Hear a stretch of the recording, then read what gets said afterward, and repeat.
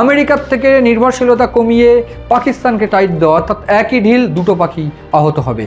এইটা part one. এবং ভারত জগৎসভায় শ্রেষ্ঠ আসন লবে, তার কারণ ইতিমধ্যেই ভারত আমেরিকার সঙ্গে ট্যারিফ টক করে গিয়ে দেশের নয় শুধু গোটা বিশ্বের একটা অন্যতম শক্তিশালী রাষ্ট্রে পরিণত হতে চলেছে। এবং ঠিক সেই জায়গায় দাঁড়িয়ে ভারত মেক ইন ইন্ডিয়া প্রকল্প সহ বিভিন্ন জায়গায় আত্মনির্ভর হয়ে গেলে ভারত জগৎসভায় শ্রেষ্ঠ আসন নেওয়া থেকে ভারতকে আর কেউ আটকাতে পারবে না।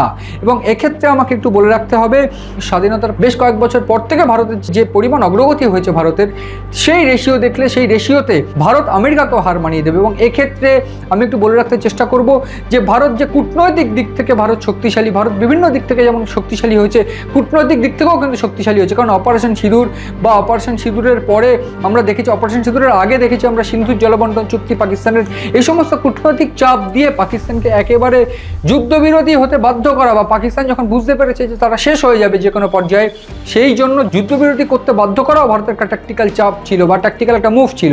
এবং এই ট্যাকটিক্যাল চাপ বা কূটনৈতিক চাপ সবটা মিলিয়ে ভারত কিন্তু জগৎসভায় শ্রেষ্ঠ আসন নিতে চলেছে, এটা বলাই বাহুল্য বা এটা বলার অপেক্ষা রাখে না, এটা কেবলমাত্র সময়ের অপেক্ষা।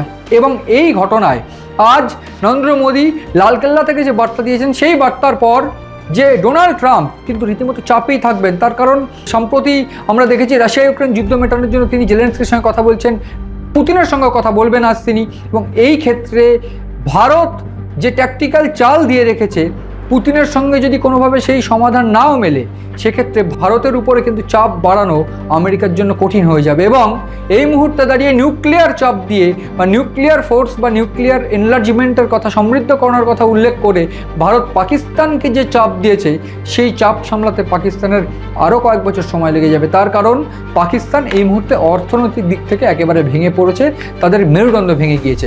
জঙ্গিবাদ তাদের অর্থনীতির একটা অন্যতম শক্তিশালী জায়গা, সেইটাকে ভারত ভেঙে দিয়েছে, গোটা বিশ্বের কাছে সেই চিত্রও তুলে ধরেছে।